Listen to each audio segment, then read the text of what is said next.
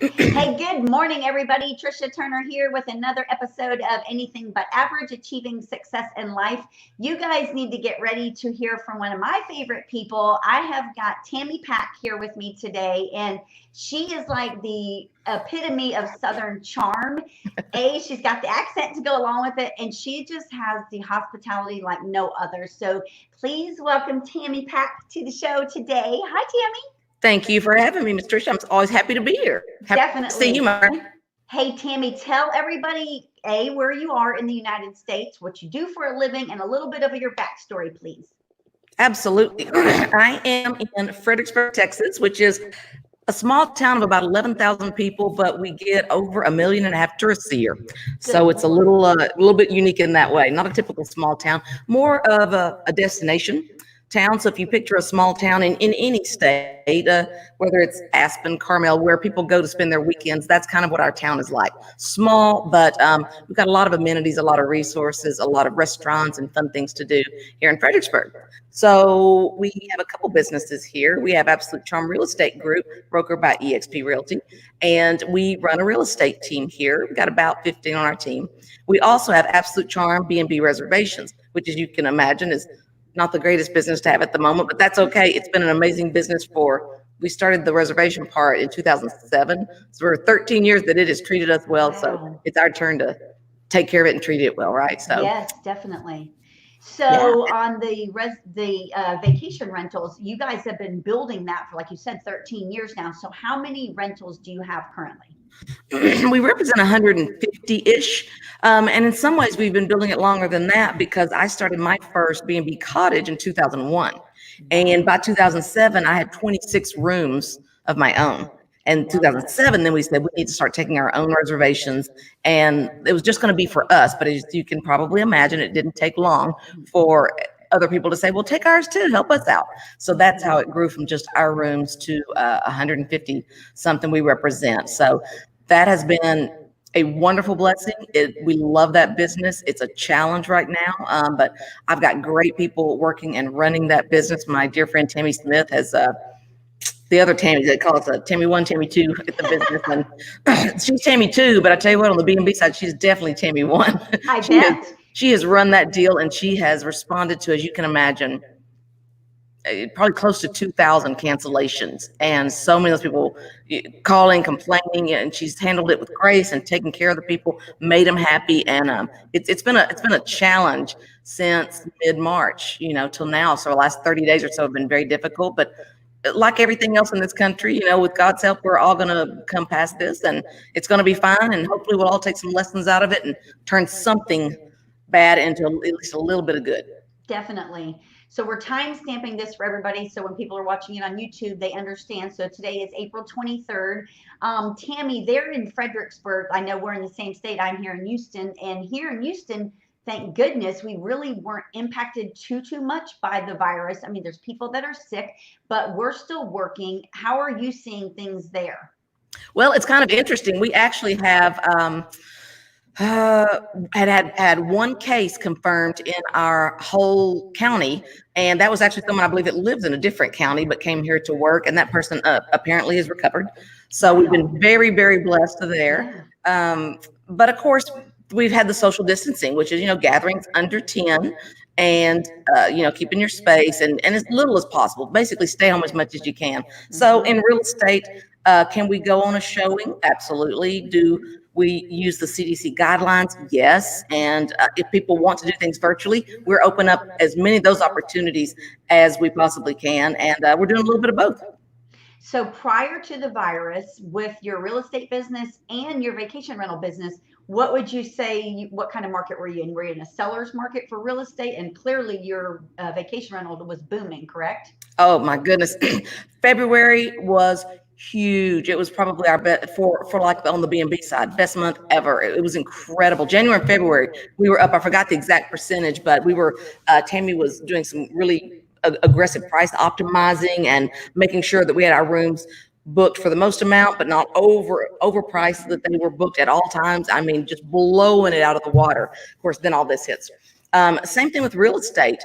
There was so much happening that we really looked at it and said, this is going to be our best year ever, without a doubt. And, in some ways it still can be a great year, but it took a very strange change. We've laughed about the month of March and how crazy that was. April hasn't been as bad because once April started, we kind of knew what we were into, right? By April 1st, we knew we were staying home for a month. Yep. So to me, you start to develop routines. March felt like 2 years, I think, because there were so many phases of it. My birthday's March 6th, and man, we were having a party. Everything was great. Nothing was on anyone's forecast. The day after my birthday, my dear friend Tammy Smith and two of our daughters, we flew, the four of us, to Napa. And did wine tasting. San Francisco. We flew into San Francisco on March 7th. We came home that following Thursday. That Sunday, the wineries in Napa all closed. So we got out by with our pants on fire pretty much, but we were fortunate and didn't have any repercussions from it. But that's how quickly things started changing. And then by the end of the month, the world has ended and no one can go anywhere. And so it was a pretty fast, very slow change. Those 31 days were horrible. And for you running, two businesses plus that was a huge slap in the face for you because like you said, you started getting cancellations like crazy. So what could you share with others that are listening right now, whether they own a vacation rental business, real estate, what have you done in this last, say, 30 days? Because that had to have been overwhelming to kind of get you and your whole organization, on a level playing field and not overwhelmed. Yeah. For the most part, for the first week or so, our reservation employees really crushed it on, taking care of getting cancellation dealt with. After a week or two, there wasn't really any work to be done because the cancellations were slowing and the bookings have always been coming in, not that many. So really got down to where Tammy Smith and her daughter were kind of handling the flow there for a while. Then we did the PPP. So we thought, what we've got to do is we got to stay on, deal with everything we've got to deal with, but then just keep moving forward one thing at a time. Start getting your war room set up. I've always called it that. Back in my law days, I used to practice law. And when we were getting ready for trial, we had a war room. And that's where all the documents were. Everything was laid out. You didn't touch anything. Nothing moved. And you were in fight or flight mode the whole time, right? Love that. So that's kind of the way I looked at this. I said, I'm taking all my stuff home. You see this is my kitchen behind us. And I got things set up. I started going through what bills are there? What bills can be deferred? What bills should be deferred? Who do I call? And started taking action. I find the best way when you're in an undeniably stressful time for everyone. The thing that makes you feel best is not hiding under the covers, but getting out there and going, but out there, work, don't worry. Go, what can I do right now that might be productive? Can I go through all my bills and see what I can cancel, what I don't need anymore? And that's kind of what we have done. Part of that was filing for the PPP program, which allowed us to bring all of our reservationists back on payroll. And it was kind of hard at first because we're like, well, there's not that much work for them. And we kind of struggle with, do you bring people back when there's not much to do? We said, well, there's always projects, right? Projects that we can't get done when things are busy.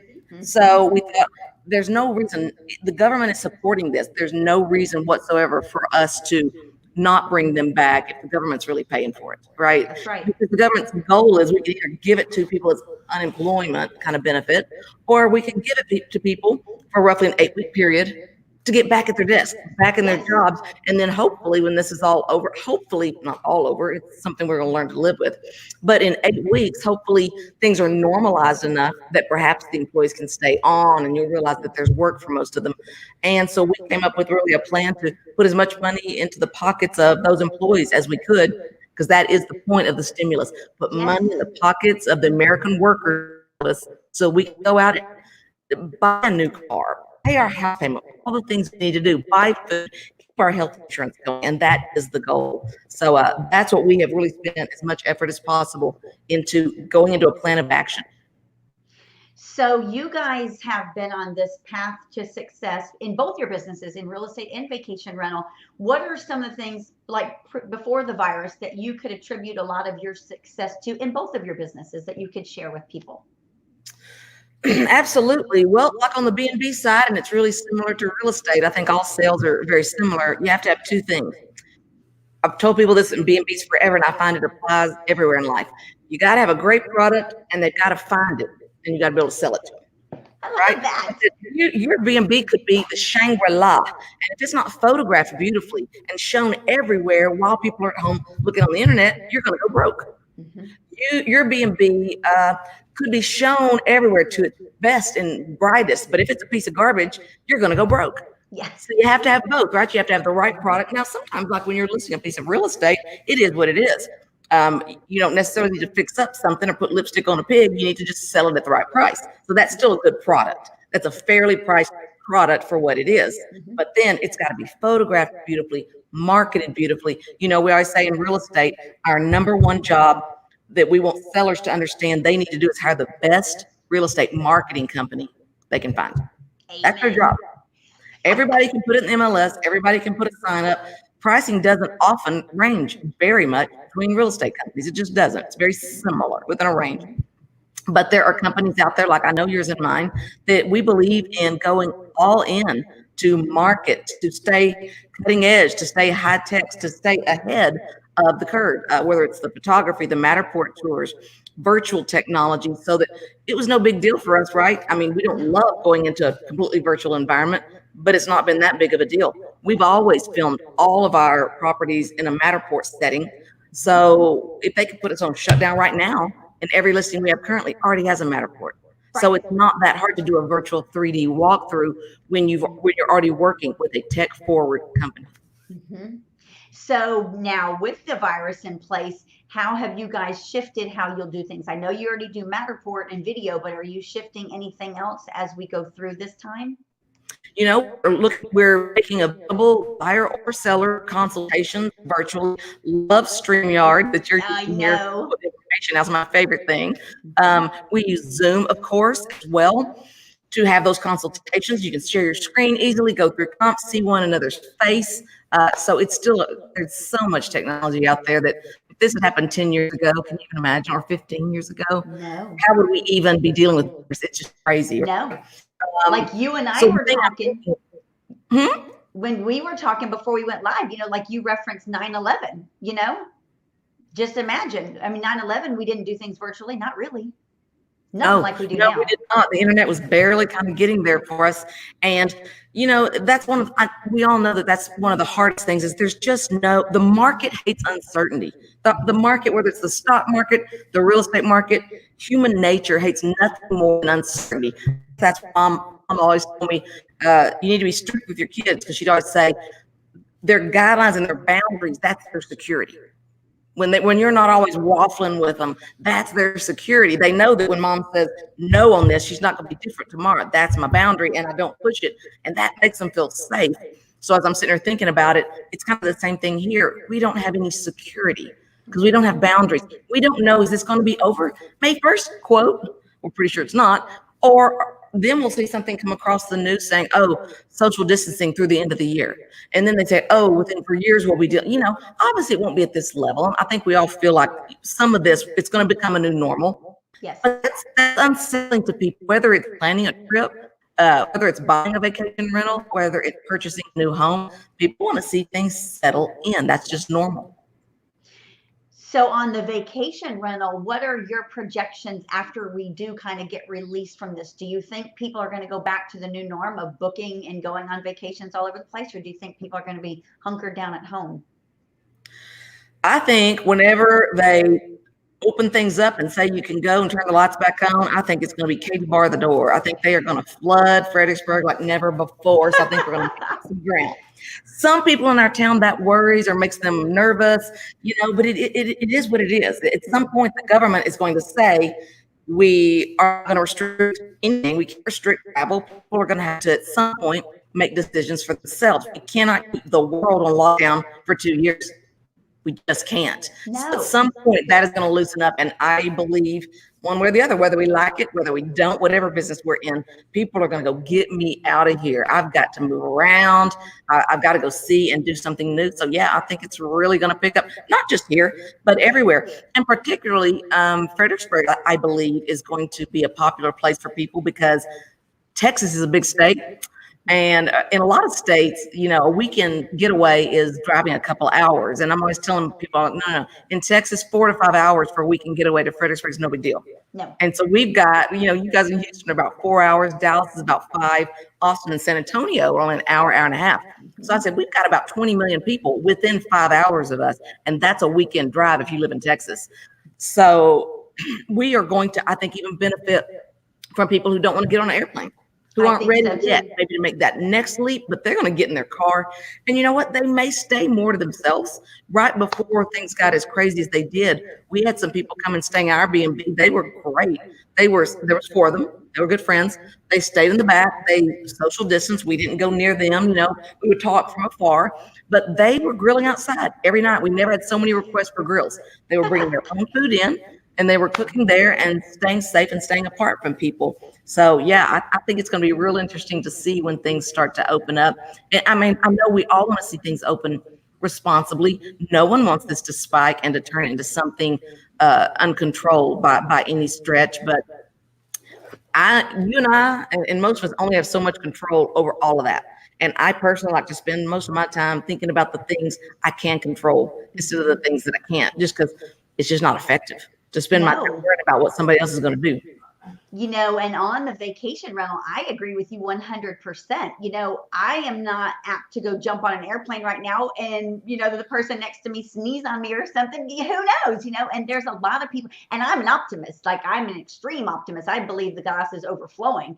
And so for people out there that are not like that, they certainly aren't about to go get on an airplane. So I would err on the side where you are, where people are going to be ready to go to a vacation rental with their own family, Why would they not? No, I know. No, absolutely. And this kind of shows you how I'm not normally terribly dyslexic, but this morning it was scrolling across. And I kept trying to read. We're doing our Bible study, and then CNN is muted, kind of in the background. I keep seeing these words go by, and it says something about removing middle seat is idiotic, according to Ryan Ayer. And I kept glancing, and I kept thinking it said removing Middle East, and I was thinking. But I was turning Middle East seat. I was going, what, the Middle East seat on what, in NATO? Or what are they going to remove them from, the UN? Or what? I was like, the middle seat on airplanes, right? I was like, what's the airlines getting all involved in that for? Why are they talking about the Middle East? That's so crazy. Now, for you guys, real estate market there, of course, because Fredericksburg is such a touristy place, how has that affected your real estate market, this virus? Well, it's kind of interesting. There are some people sitting on the sidelines. We have not really seen people. I haven't had anyone on our team say that they've got buyers saying, I'm just out, I'm not going to buy. What they're saying is a lot of them say, let's just let this die down a little bit and see where it goes. And they don't even need it to be over. They just want to get a sense of when it's going to be better. Yes. They know. I always tell them there's no recession proof, but Fredericksburg is as recession resistant as you can be because of those things like we discussed. We have 20 million people within a 5-hour car drive. And so we saw during 9/11, we saw in 2008, people that said, Europe, I don't know, let's go back. But I know in the great state of Texas, at least, people aren't just going to stay home. No. They're not going to stay home. They're like, we're going somewhere. And so we benefited a lot from that. The bigger concern really from a lot of people that have been here a long time say, you know what, but what held us through during this time, really our Main Street. On Main Street, we have over 150 unique shops. We have 60-something restaurants last time I counted. Those things are what people come to see when the trouble's passed. Yep. And so, of course, it's scary for us to hope those businesses are going to be okay when this is all over. The government has actually moved faster than I would think, and whether it's landlords, banks, mortgage companies have pulled together better than I would think. Is it perfect? No. But boy, wouldn't you hate to be in charge of the logistics of running that whole thing? They have done, I think, a pretty admirable job, and I'm really not a political person regardless, of just getting money into people's hands. Not everyone, and it hasn't worked out for everybody, but they've done more than I would have thought a big clunky government could do. So as long as our Main Street stays intact, and our wineries, that's our other thing. We are the #2 winery destination in America after Napa and Sonoma. And of course, the wineries are closed. Yep. There are a few that have, a curbside, but not much. I mean, they just really don't have many options. So I'm ready to see those businesses back up and running as soon as they safely can, just because that would be heartbreaking. There, I think we have in the range of 80 currently, and Wow. way more than that under permit. So what we're Wow. finding is there's two types of buyers. There's three. There's ones that just don't care, and they have life events, and they need to buy or sell. Nothing's really changed for them. Life is doing something to them, or they're moving into a phase of life where they need to make a change, and they're going to. Yep. So that's great. Then we have the ones that go, you know what? I'm buying it as an investment. So I'm just going to hold off a little while. Give me a little time. Let's touch base in a week or two or a month and see where we are. Yep. Then we have a third group of buyers, which are more pure investors, which are 1031 investors. Oh, These are okay. folks who, and we do a ton of 1031 work here, because 1031 basically means you sell this investment property and you want to take it and move it into this investment property, and you don't want to pay taxes right now on the gain, on the profit. You bought a building for 500,000, you sold it for 750,000. You want to take that 250 and maybe buy two properties over here. It's kind of like Monopoly, turn your little greenhouses into big red hotels. Those That's a folks have perfect deadlines example. imposed by the government, so if they don't make their decisions, they're going to end up paying taxes on that money. Interestingly, the government actually came out and extended their deadline. I think it's the 45-day deadline, when they have to identify the properties that they are interested in purchasing. Actually extended the deadline, which we had somebody come in and talk about 1031 exchanges recently who said, before this all happened, and they said these deadlines never change. Only in time of war have we ever seen the IRS push these deadlines. They did it in 1031. That's how serious Wow. it is. Lets you know how serious this is. It's just a different type of war, It is. It's a different type of war, and those buyers obviously are great clients, because for them, taking that risk is still better than paying, up to 39%. Well, I guess it'd be capital gains, so 23% tax on that. They're not willing to take that risk. They would rather risk moving it into something else that, what kind of investment property is, makes it empty for a couple of months. They'd rather take that chance versus just paying the taxes on it. So those are great buyers, because time's moving on. They still got to make the purchase. And unfortunately, like I was in a conversation, a business meeting last night with a developer, and he is sitting on the sidelines right now because he says, unfortunately, in times like this, there's going to be a lot of opportunities for people to acquire property in a few months at a much lower price, because people have put themselves in a situation where they can no longer pay for their property. So there's a lot of that coming in the near future as well. There is, and I would say Fredericksburg definitely has less of that. Okay. I think the country in general has less of it, because, as you know, half of America now has half equity in their homes, which is insanely wonderful, versus 2008, when the equity was so much lower. So I think people learned a lot of lessons from 2008 and now have a lot more equity. So there's less pressure. There's also the banks coming in and saying, you got 90 days. We're not, and you know what? The truth is, they'll probably have to give longer if things don't improve. The government's really going to kind of ride everybody about this. And the car payments, all these things are stopping, so people aren't as quite a bad a position as they would be in normal times. Yep. In Fredericksburg, a lot of people that own these properties either own them outright or have low mortgages on them, and what they will do is they will just sit back and wait, or they will take them off the market. I've seen them do that in the past. There'd always be a deal or two, but in reality, most people just held on and waited, because they knew for Fredericksburg, our market just goes back up, because we're not like a normal market, which can be good or bad.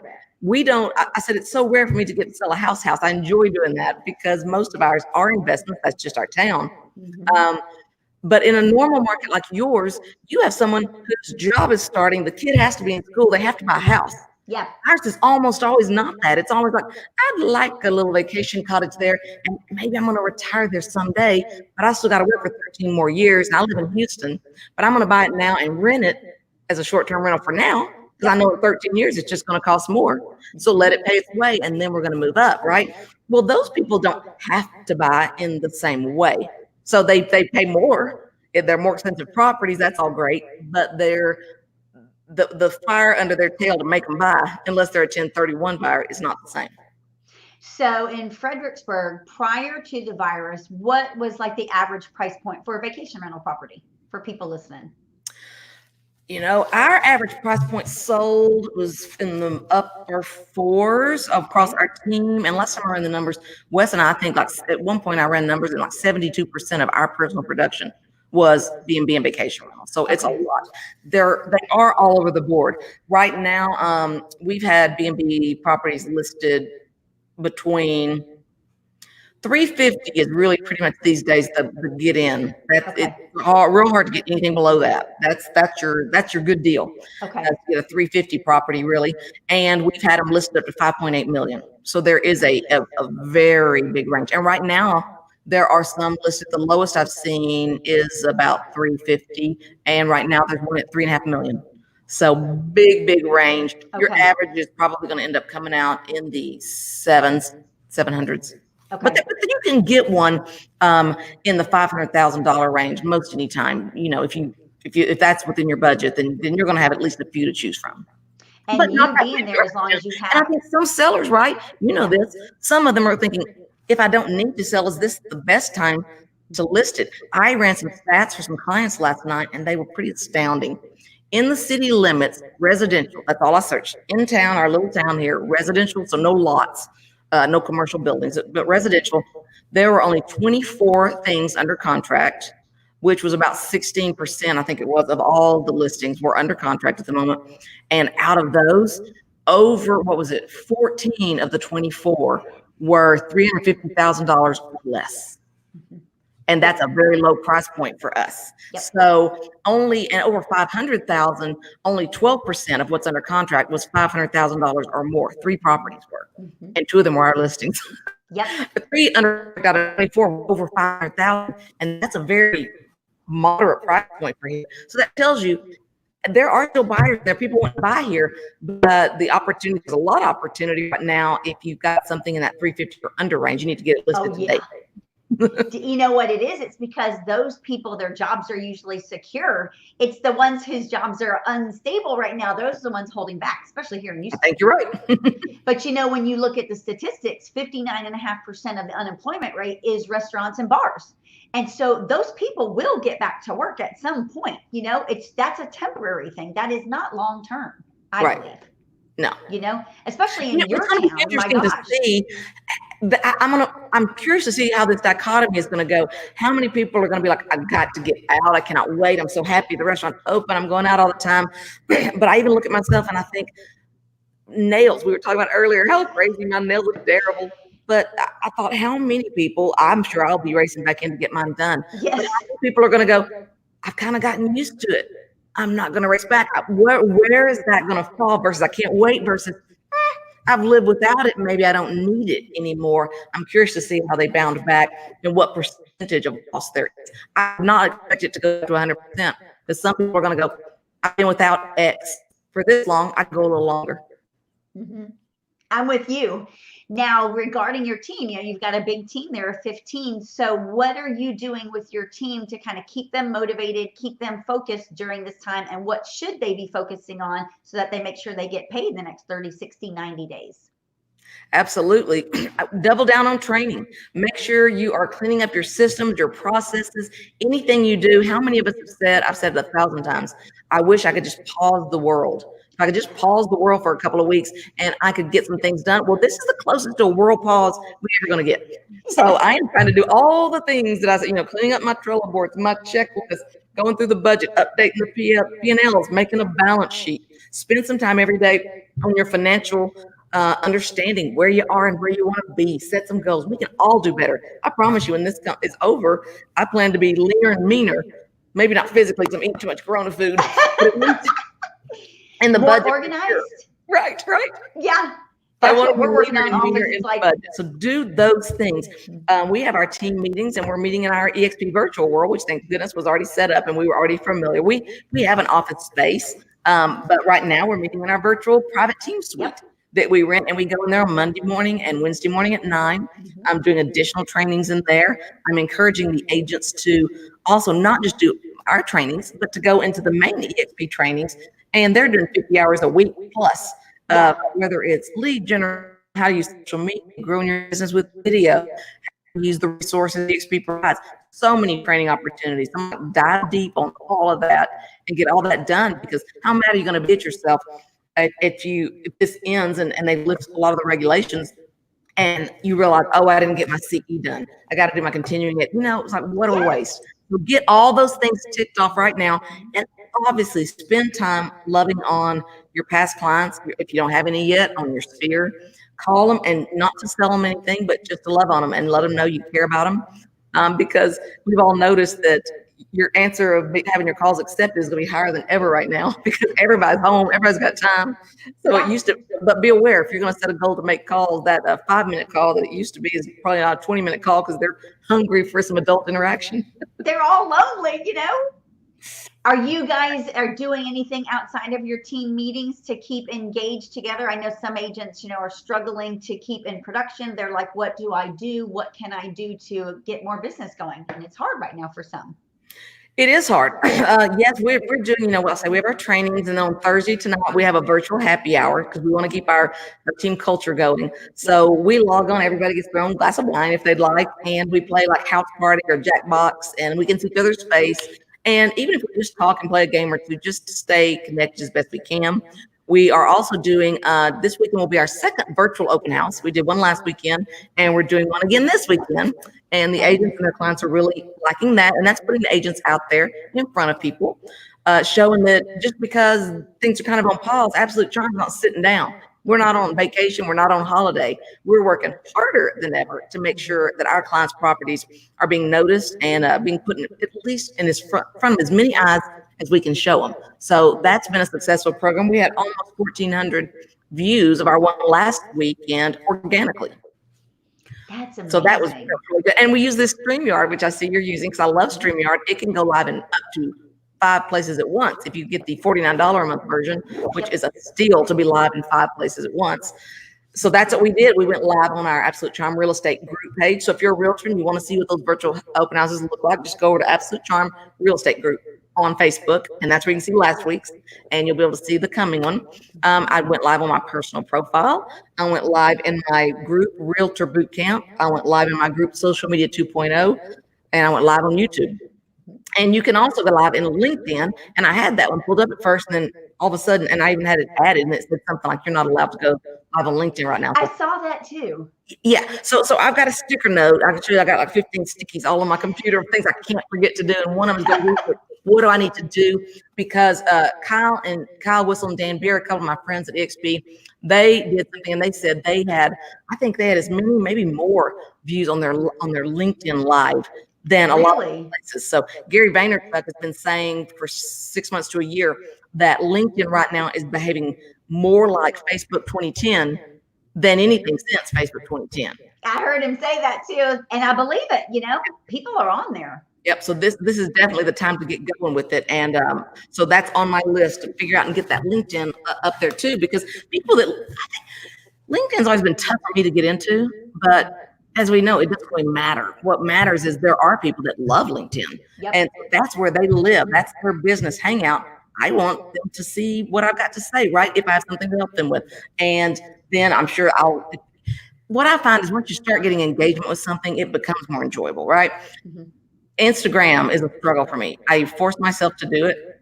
I know it's because I'm old, but you're not old. I know, right? And you said that before at the mastermind.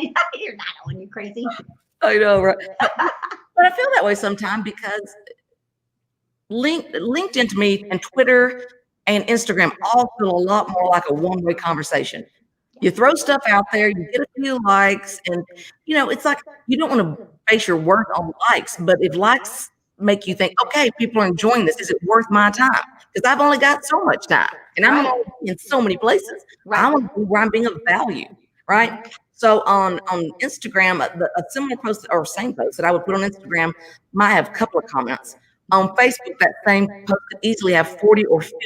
It's not that I want the popularity contents of that as much as I enjoy the engagement. It's conversation. It is two-way conversation. So that's why I love it. But I know that I still have to be on Instagram because some of my business still comes from there. So it can't only be about what I enjoy. And same thing with LinkedIn. I have to sometimes do what's not natural for me. And hope over time it'll become more natural. I love that. So I would say people need to be focused on social media too. And you know, if they don't know how to do it, we have training. You have the same training that we all have the same training in our organization. It's top notch. There's nothing you can't learn. Nope. No, So that everybody everybody has needs no to do that excuse. social post. That's one of the simplest things you can do. And I tell the agents, mix it up. Some of them have to be fun, they have to be non-real estate related, but then you better get back in there with the real estate post. Right. But make it interesting. Do some market research, do some stats, put something out there that they might find interesting. Like I'm planning to put together a little post of sorts based on the numbers I ran last night, Yep. and let people know that if you've got a property that would be in the 350 or under range, this is probably a great time for you to be listed. Honestly, you're gonna get a lot of eyeballs. You are, because at the end of the day, we still have buyers out there. Like here in the Houston market, before the coronavirus, we were in a housing inventory shortage. Yep. We need homes on the market. Well, we're still there. There's still buyers and they still can't find that perfect home. So we're on the relentless pursuit of building the inventory. Absolutely. We got to get that message And out there. That's what people need to do, is to reach out to a quality real estate professional, basically, and have those conversations. Say, what's the demand in my price range? What does it look like? Sometimes it doesn't matter. Sometimes life has told you this is the time to sell, and we're going to do what we can do, and we're going to Yep. market it beautifully. But sometimes don't just assume that your price range or your type property isn't what's hot right now. Sometimes it's the hottest thing ever. I had someone reach out about a certain neighborhood that she has a home in, and she goes, "Is now a good time to list something in this neighborhood?" So I pulled it up and looked. I said, I would say yes, because there's one property for sale in your entire neighborhood. And there have been, I think it was like 5 closings in the last 30 days. Yep. In that neighborhood, there's one property and it's overpriced. Yeah. You should list. You should list like now, Immediately. Love it.